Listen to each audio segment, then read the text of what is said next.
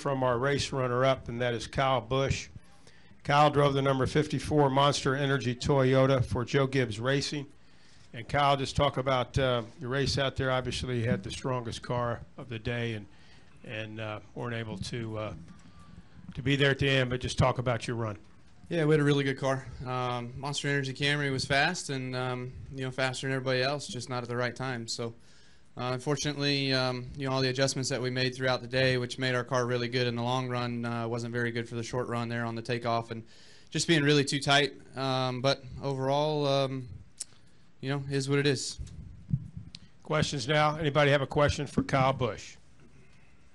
If you do, raise your hand. Jared has one. Let's get him the mic, please. Yeah, Jared Turner, FoxSports.com. Kyle, obviously you've had a chance to race with Chase Elliott this year. What have been your biggest impressions of Chase? I think the biggest moments of brilliance, or the most impressed that I've been, I guess, was Texas. Him going to a fast mile-and-a-half like that for one of the early starts of the season and winning there, and then carrying that on through at Darlington and cutting through traffic the way he did on tires and on a place that you can't really pass at, and doing a good job and being able to win there too. So obviously he's a talented young man. I've raced with him for a few years in the late model ranks and everything else, and you know, it's great to see you know, a young one like that win a championship, and you know, he'll be a force to be reckoned with for many years. So congratulations to him and his bunch. Go ahead. Any other questions for Kyle Busch? Seth has one, and then we'll get Elliott Sadler up here. Seth Livingstone, NASCAR News Service. Kyle, at what point into the restart did you suspect you might be in trouble there with Brett? As soon as his car cut better than mine in 3 and 4 and he got under me down the front straightaway, I figured right there we were in trouble. I tried to let him go getting into 1 and try to cross over and cut back underneath him, but shit wouldn't turn, so couldn't get back alongside of him. And then he goes off into turn 3, and his stuff doesn't turn, but it turns better than ours because he still gapped me through 3 and 4 coming to the checker. So, you know, sucks. Anything else? We'll take one more for Kyle right here, and then we'll hear from Elliott.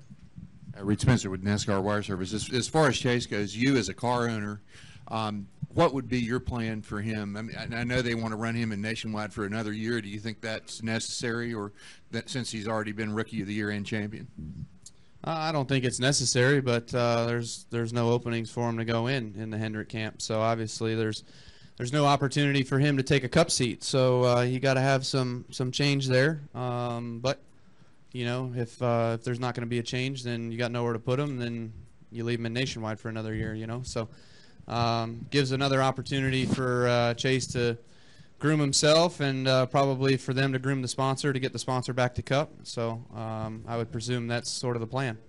But you think he's ready though? Yeah, he's ready. I mean, I finished second to Truex in my first season, and they bumped me up to Cup. And whether I was ready or whether I wasn't ready, I mean, we had some success that year. I think Chase could have probably more success than what I had in Cup in my rookie year. Kyle, thank you for coming in, and good luck tomorrow.